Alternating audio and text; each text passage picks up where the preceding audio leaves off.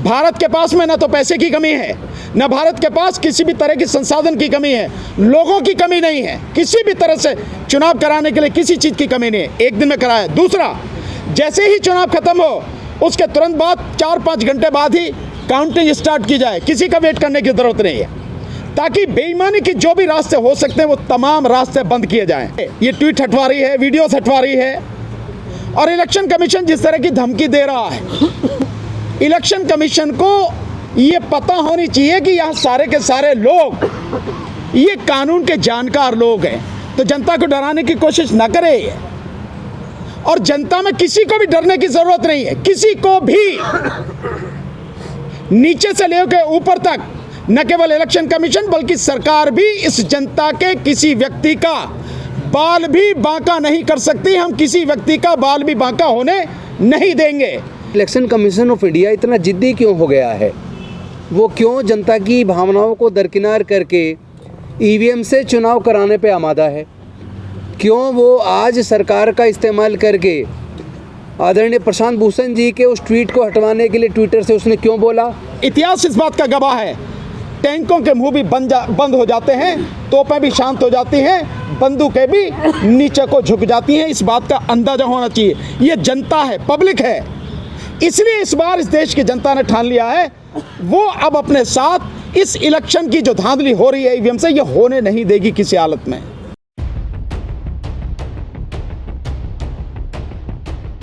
साथियों, देखा आपने कितनी अच्छी तरह से आदरणीय प्रशांत भूषण साहब ने बताया है ईवीएम में किस किस तरह के सारे खतरे हैं और कैसे सारी चीज़ें हो रही हैं। और जो उन्होंने बताया कि इलेक्शन कमीशन हर बात पे रेसिस्ट कर रहा है, किसी भी बात को बताने को तैयार नहीं, न मशीन दिखाने को तैयार है, न देने को तैयार है, न उसमें कुछ वीवीपैट की जो मांग की गई है इंडिया गठबंधन द्वारा उसे भी मानने को तैयार नहीं है। और जहाँ तक पर्चियों की गिनती की बात है, मुझे मालूम है कि जब बैलेट पेपर से चुनाव होता था तो ज़्यादा से ज़्यादा 24 घंटे में सारे बैलेट पेपर गिन जाते थे। मैं खुद इसका गवाह रहा हूँ, काउंटिंग में मैं शामिल रहा हूँ। मेरे ताऊजी एमपी रहे हैं, मैं इसलिए जानता हूँ खुद इन सारी चीज़ों को। ये जो सारी चीज़ें हैं ये केवल बहाने हैं इस बेईमानी को बरकरार रखने के। चोर की दाढ़ी में तिनका नहीं है। मुझे तो लगता है पूरी दाढ़ी केवल तिनकों ही तिनकों से है, उसमें बाल वगैरह कुछ है ही नहीं। ये स्थिति है हकीकत में, नहीं तो उसे क्या दिक्कत है। इसीलिए जो हमारी मांग है बहुत स्पष्ट है, और मांग हमारी यह है कि कोई ईवीएम नहीं, कोई वीवीपैट नहीं, केवल और केवल बैलेट पेपर। हमारी मांग क्यों है मैं बार बार कहता हूँ। हमारे साथ में आदरणीय जस्टिस वी ईश्वरैया साहब भी बैठे हैं, आदरणीय जस्टिस वीरेंद्र कुमार जी भी बैठे हैं। अब इनसे बेहतर कौन जानता होगा कि जो मशीनें हैं, मैं आपसे ही पूछता हूं, आप सबसे पूछता हूं, क्या जानते हैं कि मशीन की तकनीक क्या है, वो कैसे काम करती है? कोई नहीं जानता। मैं बार बार ये सर, इसलिए इसका कोई मतलब नहीं है जो इंडिया गठबंधन भी बात कर रहा कि पर्ची दे दो और उसे डाल दो डिब्बे में। कहानी खत्म करो ना, पर्चा हाथ में दो, उस पर ठप्पा लगाओ, बैलेट बॉक्स में डालो, गिनवाओ, छुट्टी। बहुत सीधा सा है। इसमें एक चीज़ मैं ऐड करना चाहता हूँ बस सिर्फ, कि एक कानूनी प्रॉब्लम बताई जा रही है कि जो इलेक्शन के रूल्स हैं उसमें चेंज करना पड़ेगा, उसमें पार्लियामेंट को इन्वॉल्व करना पड़ेगा। हालांकि पार्लियामेंट का सेशन अभी हमने देखा था, नई पार्लियामेंट बनाने के लिए सेशन बुला लिया गया था, लेकिन उससे भी बड़ी बात यह है कि यहाँ सब लीगल ल्यूमिनरीज बैठे हुए हैं। कोई भी रूल अगर चेंज किया जाता है तो उसका प्रोसीजर ये होता है कि वो रूल इम्प्लीमेंट तब हो जाता है जब वो रूल बना के पार्लियामेंट में प्लेस कर दिया जाए। जैसे ही इलेक्शन कमीशन, क्योंकि नोडल एजेंसी इस रूल के बनाने वाली इलेक्शन कमीशन होगी, तो इलेक्शन कमीशन अगर रूल चेंज करके पेपर बैलेट का रूल बना के डालती है, पार्लियामेंट में सिर्फ प्लेस करना होता है। हर एक कानून में ये लिखा होता है, as soon as the amended rules are placed before the parliament, place करना होता है, कोई पास कराने की भी ज़रूरत नहीं है। तो ये कानून है, ये भी मैं आप लोगों को क्लैरिफाई करना चाहता था। कोई बहाना नहीं चलेगा, कोई भी लीगल जो इम्पेडिमेंट है वो है ही नहीं, ये सब झूठ है, इसके ऊपर हमें जाना नहीं। और जनता ने जब तय कर लिया है सिर्फ और सिर्फ पेपर बैलेट से होगा चुनाव हमारा, चुनाव आयोग कैसे तय करेगा कैसे होगा इलेक्शन? जनता चाहती है पेपर बैलेट से ही चुनाव होगा, सीधी बात। देखिए, जो बार बार बात होती है इलेक्शन कमीशन विचार करे, हम बहुत सीधी भाषा में बोलते हैं, घुमा फिरा के बोलने की हम लोगों की आदत नहीं है। इलेक्शन कमीशन है कौन? इज ए पब्लिक सर्वेंट, जनता का नौकर। इतने समय तक उसने मूर्ख बनाया इस देश की भोली भाली जनता को, और उसने कुछ नहीं कहा, तो वो ये मान के बैठा है कि सब जैसा वो हुक्म देगा वैसे ही मान लेंगे। ये संभव नहीं है। मैं बार बार इलेक्शन कमीशन को चेतावनी दे रहे हैं हम लोग कि इस बार ईवीएम से चुनाव होने नहीं देंगे। उसकी समझ में ये बात आ जानी चाहिए, ये बात आ जानी चाहिए। ये आंदोलन इस देश के कोने कोने तक, गांव गांव तक, घर घर तक पहुंच चुका है। मैं आपको बताऊं, हमने कल ही इस समय जो प्रेस कॉन्फ्रेंस करी थी, एक नंबर हमने मिस कॉल के लिए जारी किया था, 9667772262। आपको जानना है उस फ़ोन की क्या हालत है? इस प्रेस कॉन्फ्रेंस पूरी तरह से ख़त्म नहीं हुई थी और उसके बाद मिस कॉल आनी शुरू हो गई। उस समय से देखिए, ला दिखा, मुझे दिखा, मैं दिखाता हूँ, जरा 1 मिनट दिखाइए, मैं आपको दिखाता हूँ। इसको आप सारे के सारे साथी देखिए, लगातार इस मतलब एक पल के लिए ये फ़ोन, एक पल के लिए ये फ़ोन बंद, और लगातार लोगों के फ़ोन आ रहे हैं कि आपका फ़ोन बिजी आ रहा है। हमने कहा भाई खराब होता तो समझ में आती, आप कह रहे बिजी आ रहा तो हम क्या करें? आप अपनी आंखों से देखो। आप एक पल के लिए 24 घंटे अब होने वाले हैं, ये फ़ोन बंद रही। इतने फ़ोन लगातार आ रहे हैं, 5000 आ चुके हैं, 5000 अब तक आ चुके हैं, और इसमें और भी ज़्यादा हो जाते हैं। दिक्कत क्या है कि लोग फ़ोन करते हैं तो जब तक उसकी घंटी अपने आप बंद नहीं होती, लोग फ़ोन बंद नहीं करते। होना ये चाहिए कि मिस कॉल में जब आप करते हैं, घंटी दी और घंटी बजी, 2-3 बार घंटी बजी, आप काट दीजिए, मिस कॉल हो गई। लेकिन लोग तब तक बंद नहीं करते, इसलिए जो बाकी जो फ़ोन है वो लाइन में लगे रहते हैं। ये इसकी स्थिति है। और जो मेरे पास फ़ोन है, इसके अलावा जो हमने नंबर पहले दिया था, मेरा अपना नंबर, कितने फ़ोन आ रहे हैं मैं आपको बता नहीं सकता हूँ। तो इलेक्शन कमीशन, और ये जो मैंने दिया वो तो है ही। इसके अलावा जो हमारे बाकी साथी हैं, भाई महमूद पराचा जी, राजेंद्र पाल गौतम जी, डीसी कपिल साहब, सर रतन लाल जी, प्रोफेसर साहब, सूरज मंडल साहब, सभी लोगों के पास जितने फ़ोन आ रहे हैं, उससे आप अंदाज़ा नहीं है इलेक्शन कमीशन को कि ये कहाँ आंदोलन। तो हम सिंपल, हमारा ये कहना है, इलेक्शन कमीशन इस बात को समझ ले कि इस बार का चुनाव इस देश की जनता किसी भी सूरत में ईवीएम से होने नहीं देगी।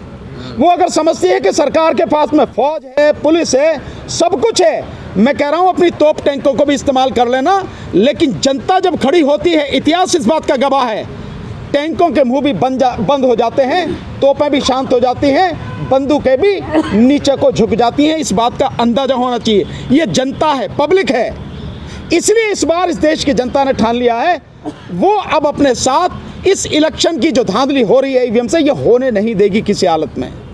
तो अब मैं इसी बीच में, इलेक्शन कमीशन क्यों ये कर रहा है, इसके विषय में बहुत अच्छी तरह से हमारे साथी हैं, पूर्व मंत्री भाई एडवोकेट सुप्रीम कोर्ट के राजेंद्र पाल गौतम जी, वो आपको बताएंगे कि इलेक्शन कमीशन क्यों कर रहा है। राजेंद्र पाल गौतम जी, आइए। पहली बात तो ये है कि ये इलेक्शन कमीशन ऑफ इंडिया की जिम्मेदारी बनती है कि वो जनता के उस विश्वास को कायम करे कि जनता को ये भरोसा होना चाहिए कि वो वोटर जिसको वोट देना चाहता है, उसका वोट उसी प्रत्याशी को गया है जिसको उसने वोट डाला है। अगर उस वोटर को वो भरोसा नहीं पैदा हो रहा है तो ये failure election commission of India का है।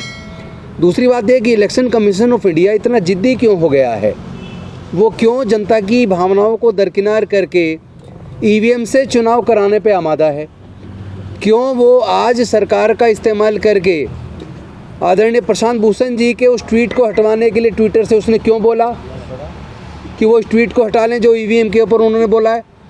एक्चुअली केंद्र सरकार और इलेक्शन कमीशन ऑफ इंडिया का कहीं ना कहीं इसमें एक गठजोड़ नज़र आता है, और ये इसलिए भी नज़र आता है क्योंकि माननीय सर्वोच्च न्यायालय ने एक व्यवस्था दी थी कि जो 3 सदस्यीय कमेटी बनेगी, जो चुनाव आयोग का गठन करेगी, उसमें एक देश के माननीय प्रधानमंत्री जी होंगे, एक विपक्ष के नेता होंगे और एक सर्वोच्च न्यायालय के मुख्य न्यायाधीश होंगे।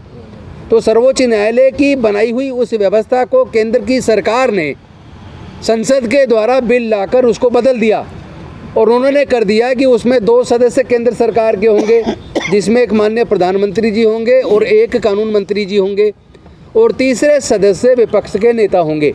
यानी मेजोरिटी में केंद्र सरकार के 2 प्रतिनिधि हो गए। तो 3 सदस्य कमेटी जो चुनाव आयोग का गठन करेगी, जिसमें चीफ इलेक्शन कमिश्नर और बाकी इलेक्शन कमिश्नर्स का वो गठन करने के लिए पूरी तरीके से देखा जाए तो केंद्र सरकार जिसको चाहेगा उसे कर देगा। तो वो अधिकारी जिनको चीफ इलेक्शन कमिश्नर और इलेक्शन कमिश्नर केंद्र की सरकार बना रही है, तो वो चुने हुए लोग केंद्र सरकार के इशारे पे काम करेंगे और ऐसा ही हो रहा है। और मैं समझता हूँ इसमें माननीय सर्वोच्च न्यायालय को रोल प्ले करना चाहिए। जब जब कोई भी कानून सरकारों ने बनाया है और वो कानून देश के संविधान के खिलाफ है, देश के या फेडरल स्ट्रक्चर के खिलाफ है, या जो हमारा basic structure of Indian constitution उसके खिलाफ है, जब जब कोई सरकार उस कानून को बनाती है तो उसको नल एंड वॉइड डिक्लेयर करने का अधिकार भारत के सर्वोच्च न्यायालय को है। तो हम सर्वोच्च न्यायालय से भी निवेदन करते हैं कि ये जो माननीय सर्वोच्च न्यायालय के द्वारा जो व्यवस्था बनाई गई थी 3 सदस्य कमेटी के गठन करने की, जो कमेटी चुनाव आयोग का गठन करेगी, उस व्यवस्था को जो केंद्र सरकार ने पलटा है उस कानून को रद्द करे और उस व्यवस्था को जो माननीय सर्वोच्च न्यायालय ने बनाई थी उसी को दोबारा लागू करे। और दूसरी हमारी मांग है, इलेक्शन कमीशन ऑफ इंडिया जिद छोड़े और वो केंद्र सरकार के इशारे पे काम करना बंद करे और लोगों को धमकी देना ये लोग बंद कर दें। ईवीएम पे बोलने पे वो कोई मुकदमा बना देंगे या जेल में डाल देंगे या क्या कर देंगे, वो जो करना है कर ले। ये जनता का आंदोलन है, जनता को ये भरोसा होना चाहिए वोटर को कि उसकी वोट वहीं गई है जिसको वो देना चाहता है। क्योंकि इस तरह के भी वीडियो सामने आए हैं जिसमें एक प्रत्याशी खुद जो चुनाव लड़ रहा है और उसी बूथ पर उसका पूरा परिवार, उसके रिश्तेदार रहते हैं, और जब उस पोलिंग बूथ की जो मशीन खुलती है तो वहाँ से उसको एक भी वोट नहीं मिलता। तो फिर कैसे भरोसा कर लें इस ईवीएम मशीन के ऊपर। और दूसरा जो नया जो अभी इसी तरह की वीडियो आई, जिस तरह की प्रशांत भूषण जी बता रहे थे, जो उन्होंने ट्वीट भी की है कि लाइट जलते वक्त तो वही वाला वोट दिखा रहा है वो जिस पे उसने डाला है, लेकिन जब उस बॉक्स को खोल के देख रहे हैं पर्ची जो निकल रही है वो दूसरी निकल रही है। तो फिर कैसे इलेक्शन कमीशन द्वारा जो ईवीएम से जो चुनाव कराने की जिद है उस पर वोटर भरोसा क्यों करे। उस पर भरोसा कायम करवाने की जिम्मेदारी इलेक्शन कमीशन ऑफ इंडिया की है और वो केवल एक ही तरीके से संभव है। बाकी किंतु परंतु सब दूर किए जाएं और केवल जो है बैलेट पेपर से चुनाव कराया जाए। ये हमारी मांग है। इससे अलग दूसरी कोई भी बात पे हम स्वीकार करने को तैयार नहीं है। ना देश की जनता, देश का मतदाता किसी दूसरे तरीके से वोट डलवाने पे सहमत नहीं है। हमें बैलेट पेपर से चुनाव चाहिए। धन्यवाद। जो नंबर अभी आदरणीय प्रोफेसर रतनलाल सर ने बताया है, जो हमने कल बताया था 9667722062 आपके सामने है। मैंने इसीलिए सामने रख दिया है भाई, किसी को भ्रम हो, कोई देखना चाहे, मैंने इसीलिए सामने रख दिया है। लगातार आप इसे रिकॉर्ड कर सकते हैं, देख सकते हैं। ये एक पल के लिए भी बंद नहीं है, एक पल के लिए भी। लगातार इस फोन पर मिस कॉल आ रही हैं। आप इसका अंदाजा लगा लीजिए कि देश में किस तरह से ये मसला लोगों के दिलो दिमाग में छा चुका है, घर कर चुका है। लोग क्या चाहते हैं, किस कदर बदलाव चाहते हैं, ईवीएम से छुटकारा चाहते हैं और बैलेट पेपर से ही चुनाव इस बार कराएंगे। ये जनता का फैसला है साथियों। और मैं एक चीज़ और कहना चाहता हूँ, सरकार जिस तरह से ट्विटर या और संस्थाओं को कह के ये ट्वीट हटवा रही है, वीडियोस हटवा रही है, और इलेक्शन कमीशन जिस तरह की धमकी दे रहा है, इलेक्शन कमीशन को ये पता होनी चाहिए कि यहाँ सारे के सारे लोग ये कानून के जानकार लोग हैं। तो जनता को डराने की कोशिश ना करे। और जनता में किसी को भी डरने की जरूरत नहीं है, किसी को भी, नीचे से लेकर ऊपर तक। न केवल इलेक्शन कमीशन बल्कि सरकार भी इस जनता के किसी व्यक्ति का बाल भी बांका नहीं कर सकती। हम किसी व्यक्ति का बाल भी बांका होने नहीं देंगे किसी भी कीमत पर। यह एहसास जनता को भी होना चाहिए और यह एहसास शासन प्रशासन में बैठे हुए लोग, जो सरकार को और इलेक्शन कमीशन को भी होना चाहिए। ये गीदड़ भभकी हम लोगों को देने की जरूरत नहीं है। बेहतर होगा अगर उसे अपनी विश्वसनीयता कायम करनी है, अगर उसका ईमान कहीं किसी कोने में बचा रह गया है जिस पर सरकार की काली छाया नहीं पड़ी है, तो अपने आप को संभाले और इस देश के संविधान और देश की जनता के प्रति अपनी जिम्मेदारी निभाए। और इलेक्शन कमीशन इस देश में 2024 का लोकसभा चुनाव ईवीएम को हटा के केवल और केवल बैलेट पेपर से करवाए और पूरी तरह से स्वतंत्र, निष्पक्ष और पारदर्शी चुनाव करवाए। लोकल पुलिस को वहां से बाहर रखा जाए, पोलिंग स्टेशन से लोकल पुलिस को। और जैसे टीएन शेषन साहब और उनके बाद में लिंगदो साहब ने जो चुनाव कराया था कि जो भी सेंसिटिव इलाके थे light machine gun polling station के ऊपर पैरामिलिट्री फोर्सेस को लगा के वहाँ पे सुरक्षा की गई थी। हर बूथ पर पैरामिलिट्री फोर्सेस का आदमी था, हर बूथ पर। और चुनाव केवल इतनी सी बात नहीं है, चुनाव केवल और केवल पूरे देश में एक ही दिन में कराया जाए, एक ही दिन में। ऐसा नहीं है कि इस चुनाव को आप जो प्रक्रिया पहले करी कि 7 फेज में 8 फेज में 2 महीने 8 दिन तक जो चुनाव चला 2019 का, ये नहीं, क्योंकि बेईमानी के ये सारे तरीके हैं कि बेईमानी कैसे की जा सकती है। एक ही दिन में चुनाव कराए। भारत के पास में ना तो पैसे की कमी है, ना भारत के पास किसी भी तरह की संसाधन की कमी है, लोगों की कमी नहीं है, किसी भी तरह से चुनाव कराने के लिए किसी चीज़ की कमी नहीं है, एक दिन में कराए। दूसरा, जैसे ही चुनाव खत्म हो उसके तुरंत बाद 4-5 घंटे बाद ही काउंटिंग स्टार्ट की जाए, किसी का वेट करने की ज़रूरत नहीं है, ताकि बेईमानी के जो भी रास्ते हो सकते हैं वो तमाम रास्ते बंद किए जाएं। और हमने जो मैनिफेस्टो हम दे रहे हैं, जो ज्ञापन हम दे रहे हैं राष्ट्रपति को, उस ज्ञापन में बाकायदा लिखा है जितने भी पोलिंग बूथ हो, पोलिंग स्टेशन हो, सबकी सीसीटीवी कैमरा लगा के पूरी वीडियोग्राफी कराई जाए, सीसीटीवी कैमरा लगा के पूरी तरह से। केवल उतना पोर्शन जहां वोट डलती है कि वो वोट किसी को ना दिखे, क्योंकि गुप्त मतदान है, उसको सिर्फ उसको बचा के, बाकी पूरे में कहीं कोई किसी तरह की गड़बड़ी हो सीसीटीवी कैमरे में कवर हो, ये भी इलेक्शन कमीशन को करना पड़ेगा। इलेक्शन कमीशन कहेगा पैसे की कोई इस देश में कमी नहीं है। जब इस देश का प्रधानमंत्री पिछले 4 साल में अपने प्रचार के लिए 5 लाख करोड़ रुपए खर्च कर सकता है, 5 लाख करोड़ रुपए, हर जगह जहां देखो देश में केवल उसी का फोटो चस्पा दिखता है, तो पैसे इसमें अगर 10-20 हज़ार करोड़ लग जाए तो कोई दिक्कत नहीं है। भारत का लोकतंत्र अगर लाख करोड़ रुपए लगा के भी बच जाए तो भी बहुत सस्ता है, इसमें कहीं कोई किसी चीज़ की कोई कमी नहीं होनी चाहिए। तो चुनाव पूरी तरह से ये करा जाए, और उसके बाद जो वोटर लिस्ट में गड़बड़ी है, वो वोटर लिस्ट की गड़बड़ी मैं सबूत सहित आपको दिखाऊंगा सारी चीज़ें। 24 को जो मैंने कहा है, वोटर लिस्ट पूरी तरह से करेक्ट की जाए, क्योंकि यही महीना है जनवरी का। और जैसा हमारे साथी महमूद पराचा जी ने बताया कि फॉर्म 6 भर के जिन लोगों की वोटें कटी हुई हैं, ये मेरा मतदाताओं से, जो वोटर हैं, जनता है, उनसे अपील है, देखें वोटर लिस्ट में उनका नाम है या नहीं है। क्योंकि पीछे जो रिपोर्ट आई 2019 के चुनाव में 5 करोड़ मुस्लिम की और 6 करोड़ दलितों की वोट सफा कर दी गई थी, काट दी गई थी, 11 करोड़ वोट काटी गई थी, और ये बाकायदा रिकॉर्ड है। और ये सारी की सारी चीज़ें उस पर मीडिया पे, एनडीटीवी पे रवीश जी ने दिखाई, और बाकायदा द वायर पे भी ये सारी चीज़ें दिखाई गई। इन चीज़ों का निश्चित रूप से ध्यान रखें। हालांकि ये जिम्मेदारी इलेक्शन कमीशन की कि किसी भी की वोट ना कट जाए। 18 साल का और उससे ऊपर की उम्र का जो व्यक्ति है इस देश में, उसकी वोट इलेक्टोरल रोल में होनी चाहिए, यानी वोटर लिस्ट में होनी चाहिए। ये जिम्मेदारी इलेक्शन कमीशन की है, और इस जिम्मेदारी को निभाने के लिए नीचे जो काम करते हैं वो कलेक्टर, एडीएम और एसडीएम करते हैं। और एसडीएम, एडीएम और कलेक्टर वो भी सावधान रहें। ये जनता है, बहुत दिन तक इनकी सारी तानाशाही सब कुछ बर्दाश्त की है, इस बार बर्दाश्त नहीं करेगी। किसी को भी जो जनता की पीठ में इस बार छुरा भोंकेगा, जो जनता के साथ गद्दारी करेगा, जनता उसको अच्छी तरह से देख रही है। ये सारी चीज़ें होनी हैं, ये सारी चीज़ें की जानी हैं। इन सब के लिए मैं फिर से एक बार जनता से कह के कि डरने की ज़रूरत नहीं है। लड़ाई जिस तरह से आप शुरू कर दी आपने लड़नी, इसको अंजाम तक पहुंचाना है।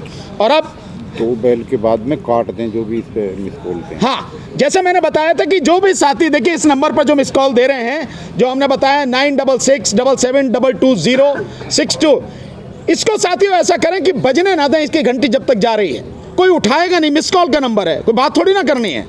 तो इसमें जैसे ही 2 बार घंटी जाए, 2 बार बैल बज जाए, आप काट दीजिए, बस आपका जो है मत जो है रिकॉर्ड हो गया इसमें।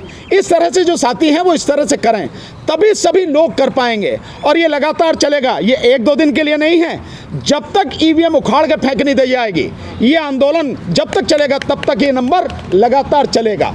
एक चीज़ और साथियों, जो हम ज्ञापन है, जो ज्ञापन हम पूरी जनता को सबको देंगे, ये जितने भी मीडिया के साथी हैं, मैं सबसे रिक्वेस्ट करूंगा कि हम एक लिंक देंगे आपको, उस लिंक को आप अपने इस हमारे जो वीडियोज़ हैं इनके साथ में डालिए, ताकि वो जो ज्ञापन है हमारा जो दिया जाना है वो हर किसी तक, पूरे देश में हर किसी तक पहुंच सके। साथियों पीडीएफ फॉर्म में है, जो ज्ञापन है 11 पेज का है, 10.5 पेज 11 पेज का है, और पीडीएफ फॉर्म में है, सारी चीज़ें उसमें लिखी हैं।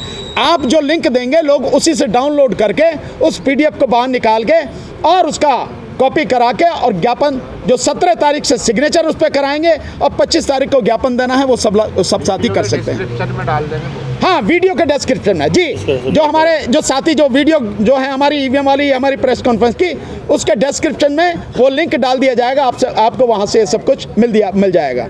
हम व्हाट्सएप पे भी लोगों को भेजने का प्रयास कर रहे हैं। जो सरकार जिस तरह से काम कर रही है और ट्विटर वगैरह को कह रही है कि इन ट्वीट्स को हटाओ, इन वीडियोस को हटाओ, मेरा बहुत मैं यहाँ से जो है एक अभी तो निवेदन ही कर रहा हूँ। एलन मस्क जिसने अब ट्विटर खरीद लिया है, जो अब एक्स के नाम से है, हो सकता है मोदी पे कुछ ज़्यादा ही भरोसा है उनको। मैं मानता हूँ कि इंडिया बहुत बड़ा बाजार है, लेकिन मोदी की सरकार इस 2024 के बाद रहने वाली नहीं है। ये मैं आपको बता रहा हूं कि 2024 के बाद मोदी सरकार रहने वाली नहीं है। और जब ये सरकार बदलेगी तो एलन मस्क क्या करेंगे? तो ट्विटर को भी मेरी तरफ से ये बहुत निवेदन है कि इन सारी चीज़ों को समझे और सोशल मीडिया जिस लिए बनाएगा उस जिम्मेदारी को निभाते हुए हर चीज़ जो उस पर डाली जा रही है लोगों तक पहुंचने दे, लोगों को देखने दे, ताकि लोग सच्चाई जान सकें।